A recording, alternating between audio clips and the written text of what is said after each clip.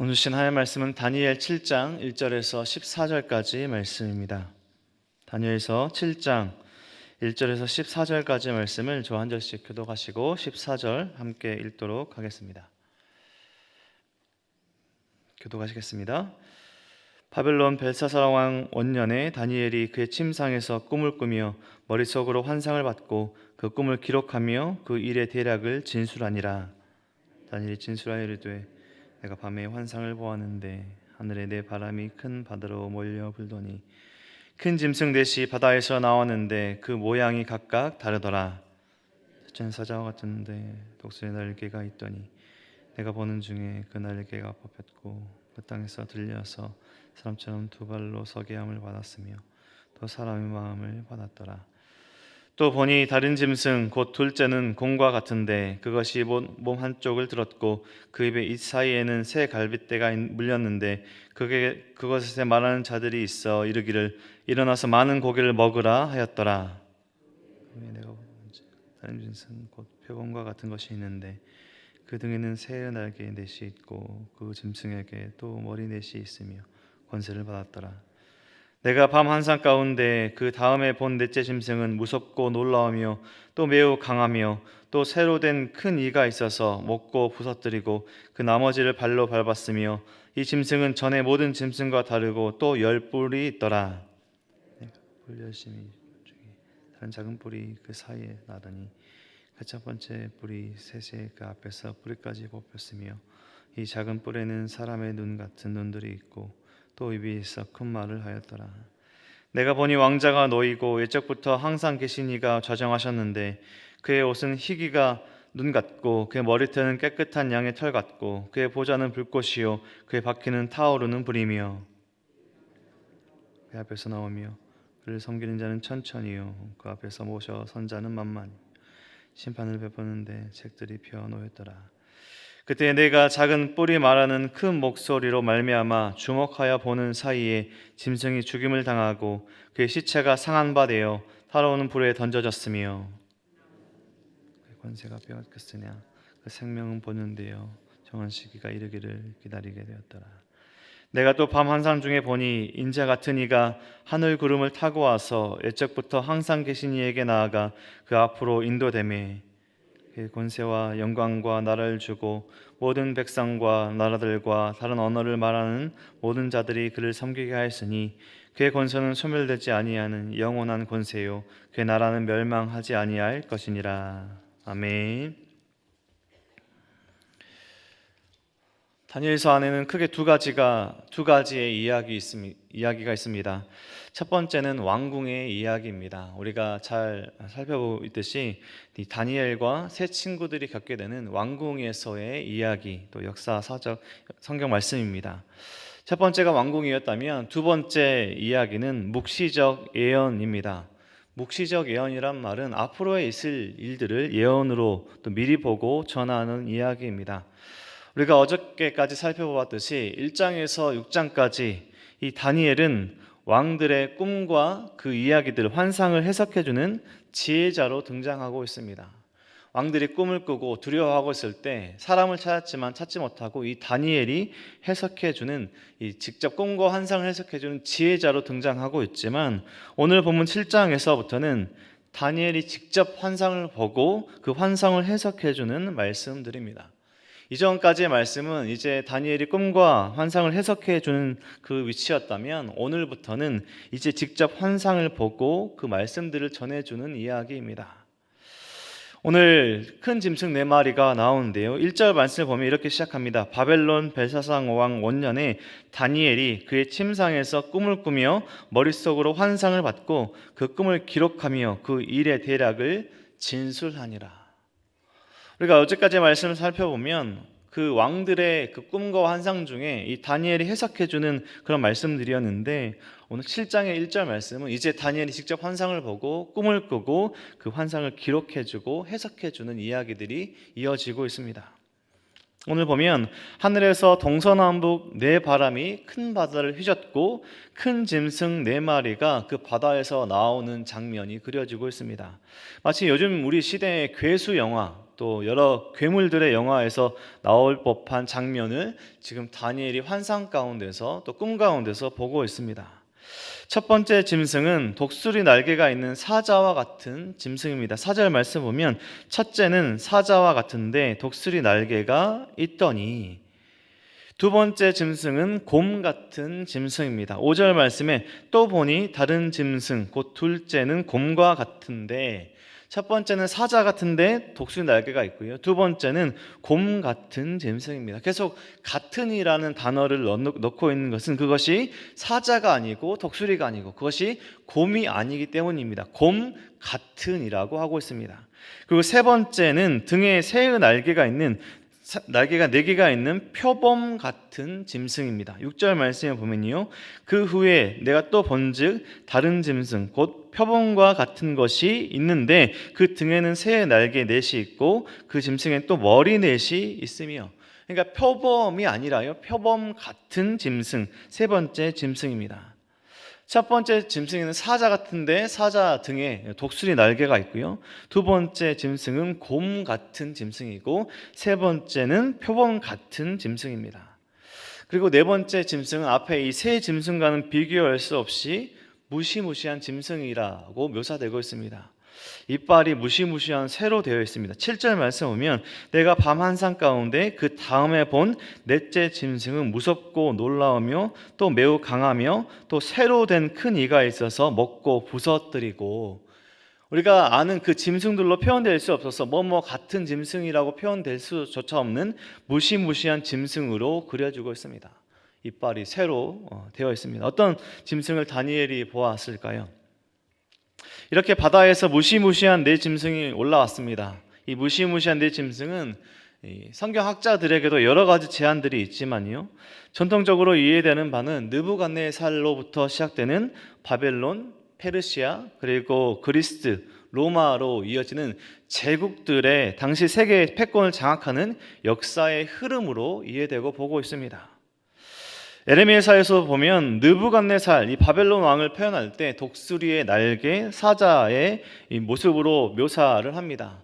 첫 번째 짐승은 야수성과 인간성을 함께 가지고 겸비하고 있는 첫 번째 짐승입니다. 이 바벨론을 뜻하는 짐승이죠. 두 번째 짐승은 곰과 같은데 몸 한쪽을 들었다. 당시에 메데 바사 왕국이 이 나라가 먹고 먹히는 불균형한 나라의 상황을 대변해 보이는 이 살육과 파괴 특징으로 보이는 두 번째 곰과 같은 짐승입니다. 메데 바사 왕국을 뜻하고 있는 것입니다.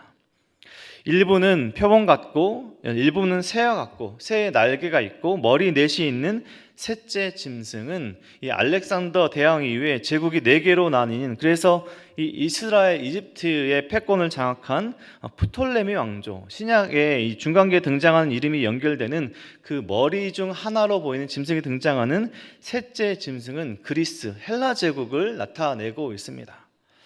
그리고 이 앞에 세 짐승보다 강력해 보이고 잔인해 보이는 네 번째 짐승, 이빨이 새로 되어 있죠. 이 로마 제국으로 이해될 수 있는 여러 가지 이야기들이 보이는 이 네 번째 짐승의 상황들이 있습니다. 이 짐승들의 그 역사적인 상황들보다 우리가 이 주목해서 살펴봐야 될 것은 계속해서 차례대로 세상을 통치하는 바뀌는 세상의 권세를 뜻하고 있는 이 네 가지의 짐승을 보이고 있습니다.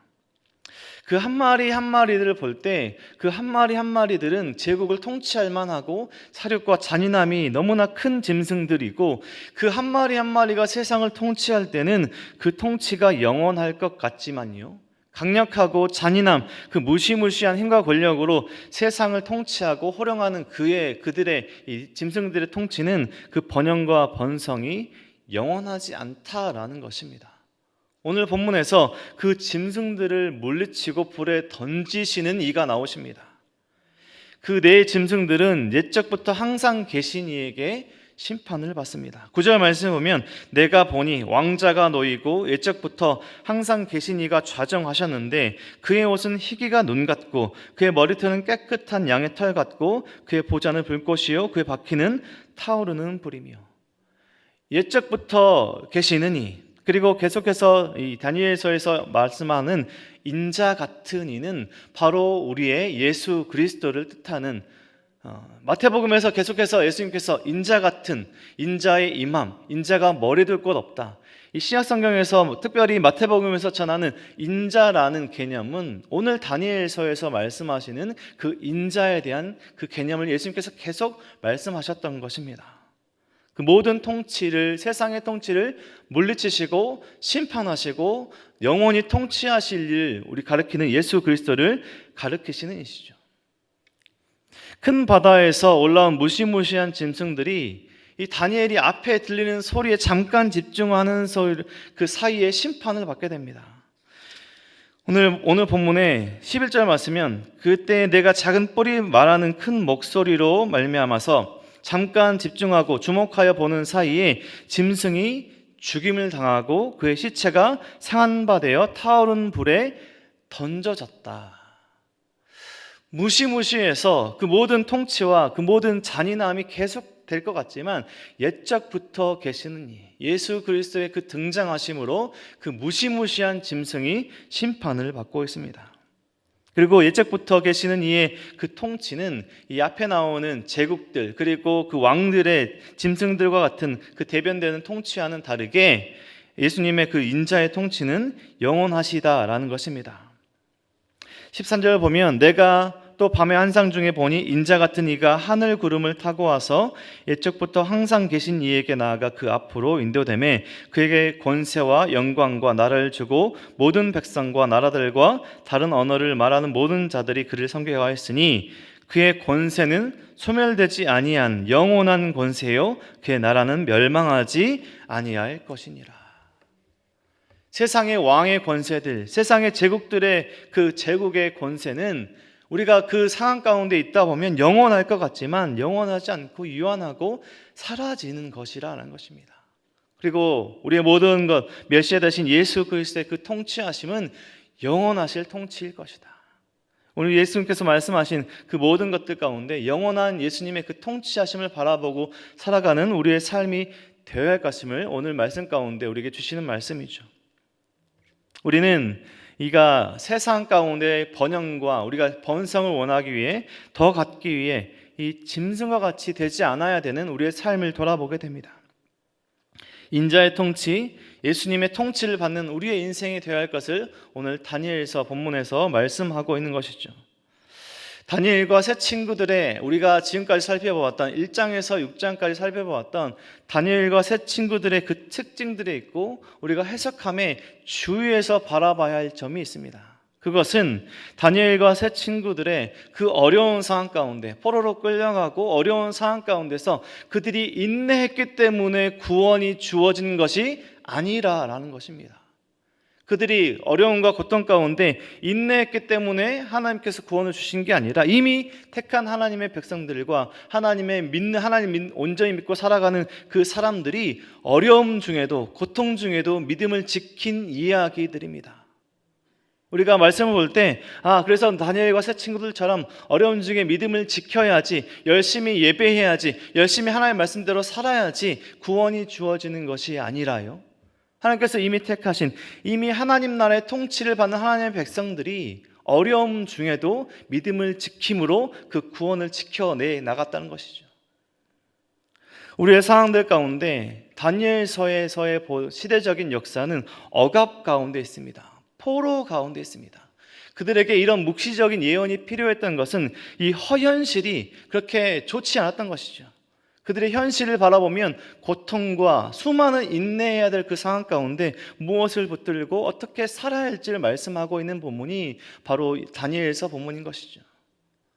우리의 상황들 가운데, 우리의 모든 일상들 가운데 여러 가지 어려운 상황과 우리가 그 고통의 순간들을 지날 수 있는 것은요, 우리가 그런 고통과 인내의 순간을 지켰기 때문에 우리가 구원을 받자라고 우리가 살아가는 것이 아니라 이미 하나님의 백성들, 하나님의 자녀들, 성도들이 오늘 상황 가운데 주어진 고통과 또 그런 시험과 환난들 가운데 그 믿음을 지키는 그 모습들은 이미 백성들, 하나님의 자녀들, 또 성도로 살아가고 있는 그 삶의 모습들, 정체성을 지킬 때 그 믿음을 지키며 살아가는 것입니다.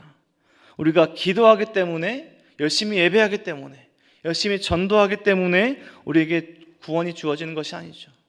이미 하나님께서 우리에게 베푸신 그 구원함으로 믿음 안에 살아가는 하나님의 백성들이 어려운 상황 가운데서도 하나님께서 주신 믿음을 통하여서 인내하며 오늘 하루를 살아가는 것입니다. 여전히 세상은 우리를 무너뜨리려 하고요, 우는 사자와 같은 악한 세력은 우리의 삶에 어려움과 또 고통을 줄 때가 있습니다. 그럴 때 우리의 시선과 우리의 마음이 그런 어려움과 고통에 흔들리지 않고 우리가 믿음을 굳건히 지킬 수 있는 것은 우리가 영원히 함께 하시는, 우리와 영원히 함께 하시는 예수님을 바라봄으로 그 고통 중에도 믿음을 지키며 살아가는 것입니다. 이미와 아직 사이를 살아가는 우리들에게 악한 세력들과 세상의 통치자들은 우리에게 어려움과 고통을 줄 것만 같은, 영원한 고통을 줄 것만 같은 그러한 상황 가운데 있지만, 그들의 세상적인 고통과 우는 악한 세력의 그 권력과 세상의 통치는 영원하지 않습니다. 옛적부터 계시니 우리 예수님께서 그 모든 악한 세력과 그 모든 세상의 통치를 물리치시고 영원한 하나님의 나라를 통치하실 것이기 때문입니다. 이미 승리가 확정되었지만 여전히 이 땅 가운데는 악한 세력들이 남아 있습니다. 제2차 세계대전 당시에 노르망디 상륙작전, 그런 모든 작전들이 또 이루어졌고 이미 연합군에게 승리가 확정되었지만 그때가 1944년 6월 7월경이었습니다. 그런데 독일의 항복과 우리가 잘 아는 일본의 항복은 그 다음 해인 1945년 5월과 또 8월이었습니다. 이미 승리했지만요, 이 패잔병들이 후퇴하면서 계속해서 소도시들을 공격하고 이 반항하는, 또 도망친 독일군들에 의해서 많은 사람들이 희생되었습니다. 이미 예수님께서 승리하셨지만 이미와 아직 사이를 살아가는 우리들에게는 우리 삶에서 수많은 작은 전투들이 남아 있습니다. 이 땅에 남아있는 악한 세력들과 싸우는 작은 전투들에 있는 승리는 우리가 승리했기 때문에 우리에게 구원이 주어지는 것이 아니라요, 우리 성도들에게 오늘 하루를 살아가며 악한 세력, 우리 마음 가운데 유혹과 핍박이 올 때 하나님의 백성들은 그 어려움 중에도 믿음을 지키며 살아갑니다. 다니엘서의 또 다른 이야기들은 우리 성도님들 통해서 오늘 하루 쓰여질 수 있습니다. 우리 성도님들, 어제까지 오늘까지의 삶 속에서 형통함으로만 살아오셨습니까? 수많은 어려움과 눈물과 고단함 속에 우리가 믿음을 지킬 수 있는 것이 있는 이유가 무엇입니까? 이미 하나님께서 우리에게 구원을 베풀어 주신 그 믿음, 우리가 영원히 동행하실, 영원히 모든 것을 통치하실 하나님을 믿는 그 믿음이 우리를 인내하게 하고 그 고통 중에도 기도와 예배의 삶을 살아가게 하는 것이죠. 우리 모든 성도님들의 삶이 오늘 다니엘서를 묵상하고 환상 가운데 주신 하나님의 말씀들을 해석해 나가고 그 어려운 시대를 살아갔던 다니엘과 세 친구들의 삶처럼 어려움 중에도 하나님의 백성으로서의 정체성을 잃지 않으며 우리가 구원을 받기 위해 예배하고 전도하고 신앙적인 삶을 살아가는 것이 아니라 이미 구원을 우리에게 베푸신 하나님께서 주신 그 은혜와 사랑에 감사함으로 우리가 함께 주신 그 은혜 때문에 오늘 하루를 살아가며 믿음을 온전히 지켜내 나가시는, 우리가 세상의 번영함과 형통함을 바라보지 않고 사라질 것에 소망을 두지 않고 영원한 하나님 나라, 영원히 통치하실 예수님 나라를 통치하며 예수님 나라를 기대하며 우리 모든 성도님들의 삶이 오늘 하루를 살아갈 때 하나님께서 주신 그 은혜와 그 사랑으로 오늘 주신 그 어려움과 혹은 악한 세력으로 유혹과 핍박이 일다 할지라도 그 모든 어려움들을 결연히 물리치며 승리하시는 오늘 하루 속에서도 그 믿음을 통해서 하나님께서 기뻐하시는 오늘 하루를 살아가시는, 평생을 살아가시는 우리 모든 성도님들의 삶이 되시길 주님의 이름으로 간절히 축원드립니다. 기도하겠습니다.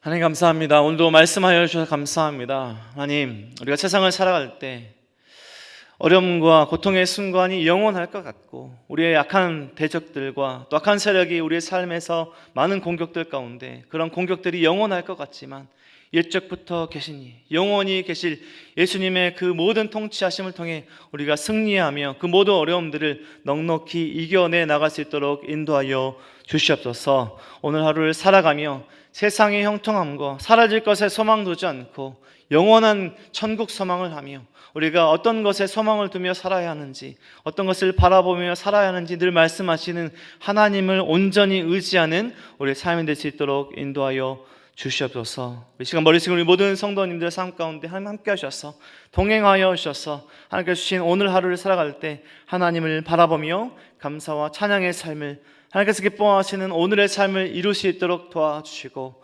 어려움과 눈물과 고통의 순간에 우리 함께 하시는 하나님을 바라보는 우리 모든 성도님들의 삶이 될 수 있도록 인도하여 주옵소서. 양 2단계, 4단계 모든 교회 사역들이 이루어질 때마다 우리 모든 성도님들 하나님을 다시 한번 굳게 붙들며 하나님을 더욱더 의지하는 우리 모든 교회 사역들 될 수 있도록 도와주시고, 이 시대 가운데 온전한 하나님의 복음을 이 땅 가운데 전하는 우리 모든 교회 사역 될 수 있도록 하나님 붙들어 주옵소서. 모든 은혜와 사랑 감사드리며 예수 그리스도 이름으로 기도드립니다.